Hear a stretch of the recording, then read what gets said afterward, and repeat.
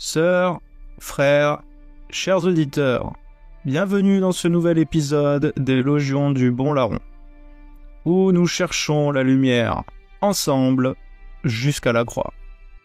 Un épisode un peu plus long que d'habitude, mais vous le comprendrez, ce genre de sujet mérite que l'on s'attarde dessus pour ne pas laisser de zone de flou ou d'ombre, car, on le découvrira, il y en a déjà bien assez.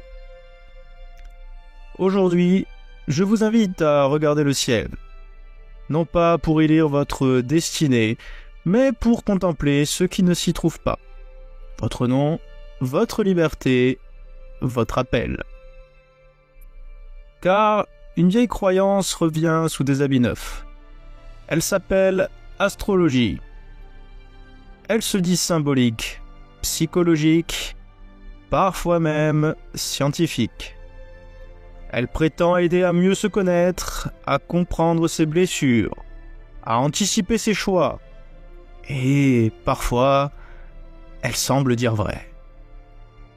Mais que croit-on vraiment quand on croit aux astres?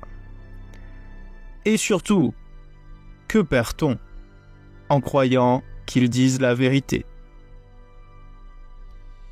L'astrologie, dès ses origines, ne parlait pas de masse céleste, mais d'esprit.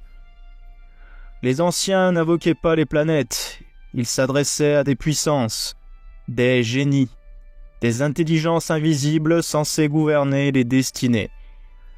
Les astrologues antiques n'étaient pas des scientifiques, au sens où on l'entend aujourd'hui. Ils étaient des prêtres. Aujourd'hui, l'astrologie a changé de langue. On ne parle plus de démons, mais de vibrations.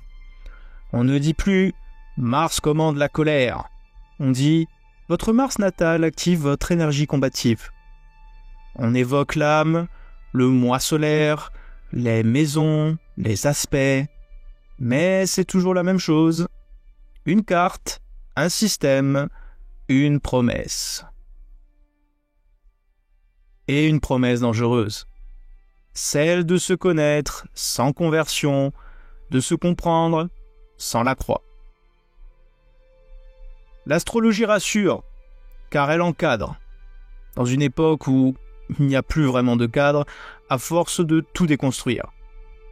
Mais elle encadre ce que le Christ veut libérer. Elle lie l'homme comme un schéma, là où Dieu l'appelle par son nom. Elle classe, là où l'Évangile bouleverse. Et c'est pourquoi elle séduit, même jusque dans l'Église.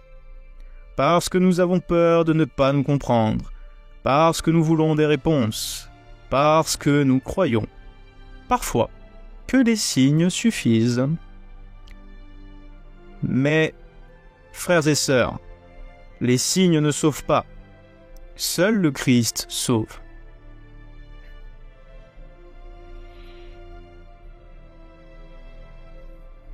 Mais peut-être vous dites-vous, cela, c'était autrefois. Les génies planétaires, les rituels antiques, ça ne me concerne pas. Aujourd'hui, l'astrologie, c'est psychologique, spirituel, énergétique et positif. C'est précisément cela, le piège. Car si les mots ont changé, la structure est restée. Et ce changement de langue ne vient pas de nulle part. Au XIXe siècle, une femme au parcours troublant va remodeler toute l'astrologie occidentale. Son nom, Elena Petrovna Blavatsky. Née en Russie, initiée dans des loges maçonniques occultistes, voyageuse infatigable de l'Inde au Tibet, elle fonde en 1875 la Société théosophique. Elle affirme avoir reçu des révélations de maître invisible vivant dans l'Himalaya et propose une religion universelle fusionnant hindouisme, kabbale, ésotérisme chrétien et astrologie planétaire. Dans ses écrits, Blavatsky enseigne que les planètes sont les corps d'intelligence spirituelle supérieure, les logos planétaires, et que l'homme évolue selon des cycles cosmiques qu'il faut déchiffrer pour s'éveiller. Ce n'est plus un démon que l'on invoque, c'est une conscience cosmique. Blavatsky n'a pas œuvré seul. Autour d'elle, d'autres initiés, issus de loges rosicruciennes ou maçonniques, créent des ordres secrets où l'astrologie devient un outil de transformation intérieure, codifié, ritualisé. Des sociétés comme l'Ordre hermétique de l'Aube dorée, ou plus tard, Anthroposophie de Rudolf Steiner, s'introduisent dans tout cela et reproduisent ce schéma. Hiérarchie initiatique, doctrine cachée, rituel planétaire. C'est là que l'astrologie change de visage. On ne parle plus d'esprit, on parle d'énergie. On ne dit plus invocation, on dit vibration. On ne dit plus prière, on dit alignement avec les forces du cosmos. Et surtout, on ne dit plus magie, on dit développement personnel. Mais c'est le même fond. La même structure religieuse, inversée, une autre manière de chercher le salut sans le Christ. Aujourd'hui encore, ces idées se répandent dans des livres, des podcasts, des écoles alternatives, des formations en bien-être ou en thérapie énergétique. On y parle de votre thème natal comme d'une carte d'âme. On y enseigne que la Lune gouverne vos émotions, que Mercure rétrograde est responsable de vos échecs, que Vénus vous dicte votre vie affective. C'est une religion cachée, mais ce n'est pas celle de l'Évangile. Car dans l'Évangile, ce n'est pas Mars qui détermine la colère, c'est le cœur. Ce n'est pas Saturne qui vous freine, c'est la peur. Ce n'est pas le ciel qui commande votre vocation, c'est Dieu. Dieu ne passe pas par les étoiles pour vous parler. Il passe par la croix, par l'incarnation.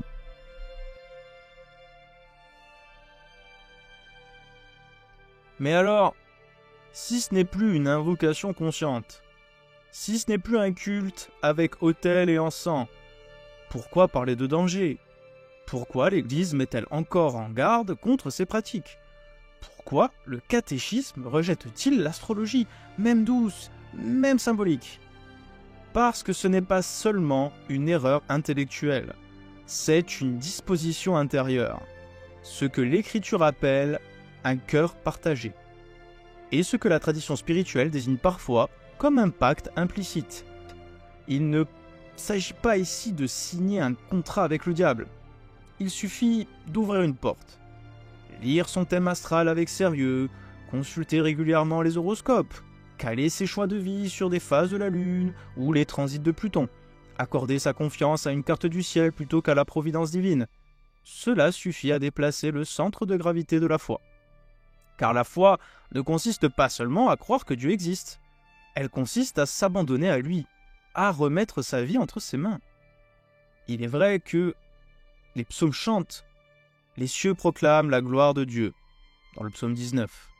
Mais cette proclamation n'est pas une écriture de notre avenir. Ce n'est pas un alphabet divin caché dans les signes célestes. Dieu n'a jamais demandé de lire dans les étoiles, mais d'écouter sa voix. Et dans l'écriture, toutes les fois où l'homme tente de connaître son chemin autrement que par la parole, par les augures, les signes, les présages ou les astres, Dieu se détourne de lui. Jésus l'affirmera sans aucune nuance ou possibilité de négociation. Tout ce qui est caché sera découvert, et tout ce qui est secret sera connu. C'est pourquoi tout ce que vous aurez dit dans l'obscurité sera entendu à la lumière du jour, et ce que vous aurez murmuré à l'oreille d'autrui dans une chambre fermée sera crié du haut des toits. En Luc 12, versets 2 à 3. Et il dira encore, « Ce que tu as caché aux sages et aux savants, tu l'as révélé aux tout-petits. » En Matthieu 11, 25. Bref, on voit bien que le langage de Dieu, ce n'est pas le zodiaque. Ce n'est pas la langue de Dieu, c'est la tentative de l'homme de remplacer sa voix par des symboles humains, mondains et, bien sûr, venus du monde spirituel. La langue de Dieu, c'est le Verbe, c'est le Christ. Et dès que je me confie à un système où ma vie semble tracée par avance, même subtilement, je remets les clés de mon cœur non à un père, mais à une matrice impersonnelle et à des supérieurs inconnus, inconnu. À un ordre symbolique qui peut, sans le dire, devenir un pouvoir. Ce pouvoir peut s'exercer sur moi sans violence, mais avec habitude, une habitude douce, mais qui désapprend à prier, à s'abandonner, à faire confiance, à espérer. Car ce que l'on appelle aujourd'hui astrologie, alignement, vibration, carte astrale, n'est pas toujours neutre, même jamais.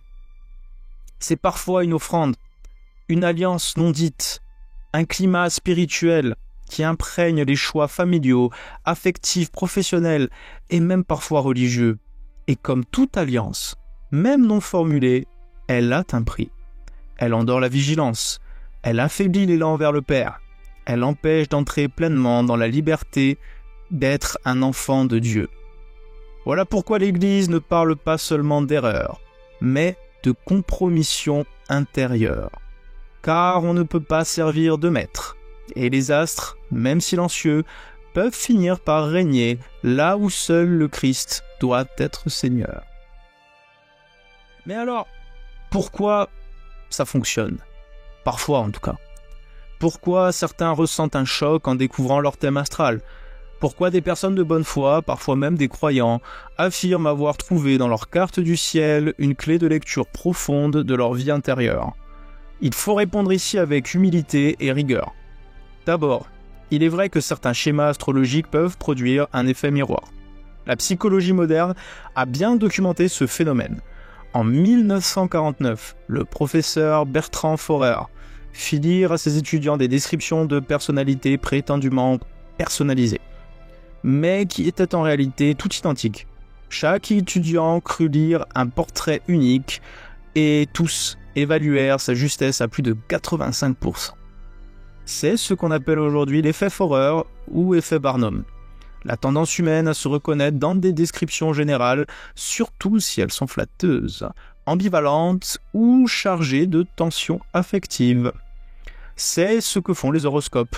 Des formules ouvertes, suggestives, valorisantes, mais ce n'est pas propre à l'astrologie. C'est une fragilité humaine. Et ce n'est pas une lumière, c'est un miroir de Narcisse. Pourtant, parfois, ce miroir va plus loin. Certains témoignent de révélations troublantes, de coïncidences étonnantes, de justesse quasi prophétique. Certains consultants en astrologie devinent des blessures, des relations toxiques, des dates importantes. Comment comprendre cela? Il faut ici rappeler un principe spirituel essentiel.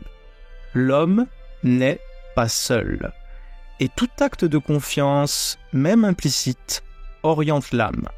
Lorsqu'une personne ouvre sa vie intérieure à un système symbolique fondé sur une autre source que Dieu, même par jeu, même par curiosité, elle peut, sans le savoir, s'exposer à des influences réelles. Non pas parce que les planètes auraient une conscience, mais, comme nous l'avons vu au début, parce que certains esprits peuvent se cacher derrière les symboles. La tradition chrétienne ne nie pas l'existence de puissances spirituelles intermédiaires, mais elle enseigne qu'aucune n'a autorité pour guider l'âme humaine, et surtout, que toute parole de vérité vient du Christ, ou ne vient pas de Dieu. Alors, si une lecture semble vraie, mais détourne du chemin de la croix, ce n'est pas une révélation, c'est un vol, un éclat de vérité pour vous faire croire au mensonge. Et ce vol produit des fruits. Parfois, une forme de dépendance. On consulte son thème, on attend une réponse, on lit ses transits avant de prendre une décision. Parfois, une inquiétude voilée. On se sent bloqué, fataliste, soumis à une configuration invisible. Parfois, une fascination. On croit détenir une clé cachée, une sagesse oubliée. Mais aucun de ces fruits n'est l'évangile. Et si l'on juge l'arbre à ses fruits, il faut reconnaître que l'astrologie, même douce, finit souvent par déformer le regard sur Dieu. Parce qu'elle dit « tu es comme ça », alors que le Christ dit « tu es aimé ». Parce qu'elle dit « voici ta carte », alors que le Christ dit « viens, toi, suis-moi ». Saint Jean de la Croix, grand mystique catholique, dira que vouloir connaître son avenir par des moyens détournés, c'est se livrer à l'ennemi, même sans le vouloir. Mais alors, sœurs et frères, ce que propose l'astrologie, ce n'est pas d'abord une fausse science, c'est un faux salut. Elle promet la connaissance de soi sans combat, la maîtrise de son destin sans conversion, la lumière sans la croix. Elle vous donne une carte. Elle vous dit, voilà ta nature, voilà ce que tu es. Mais le Christ, lui, ne donne pas une carte. Il donne un appel. Il vous dit, viens. Il vous dit, lève-toi. Il vous dit, ce n'est pas ce que tu es aujourd'hui qui me parle, c'est ce que tu deviendras en marchant avec moi. Car dans l'Évangile, l'homme n'est jamais fixé. Il est comme le vent. On l'entend, mais on ne peut pas dire d'où il vient, ni où il va. Ainsi en est-il de toute personne qui est née de l'Esprit, nous dira l'Évangile. Il est toujours appelé à renaître. Zaché n'est pas enfermé dans son passé. Marie-Madeleine n'est pas réduite à ses blessures, ni à ses démons. Pierre n'est pas enfermé dans ses peurs. Et les mages d'Orient ne sont pas restés astrologues. Souviens-toi, ils avaient lu une étoile, ils avaient suivi un signe. Mais l'Évangile nous dit, après avoir vu l'enfant, ils retournèrent chez eux par un autre chemin. Un autre chemin. Ils ne repartent pas comme ils étaient venus. Ils ont vu plus qu'un signe. Ils ont vu le Verbe fait chair. Ils ont vu celui qui ne se lit pas dans le ciel, mais qui se reçoit dans le cœur dans un face-à-face. Ce changement de route n'est pas une anecdote, c'est une conversion. C'est le signe que la rencontre avec le Christ n'authentifie pas l'ancienne voie. Elle l'interrompt, elle la dépasse, elle l'ouvre, et pourrait-on dire, comme la loi, elle l'accomplit, en la transfigurant. Et vous, et toi, aujourd'hui, quel chemin suis-tu ? As-tu mis ta confiance dans un langage d'étoiles ou dans la parole vivante de Dieu, dans sa présence dans ta vie ? As-tu cherché la vérité dans les cycles stellaires ou dans la croix de Dieu fait homme, pour toi, pour nous ? Le ciel est vaste, mais il est muet. La croix, elle, nous parle. Elle ne donne pas des réponses faites de calculs savants et de déterminisme plus ou moins radical lié aux astres. Non. Et c'est là l'important. Elle donne un visage. Et sur le bois du silence, c'est là que Dieu a écrit notre nom. Ton nom. Pas dans les étoiles, mais dans le cœur transpercé et brûlant d'amour de son Fils, Jésus le Christ, notre Sauveur. C'était les Légions du Bon Larron. Merci de votre écoute. Que le Seigneur vous bénisse et vous garde de tout mal.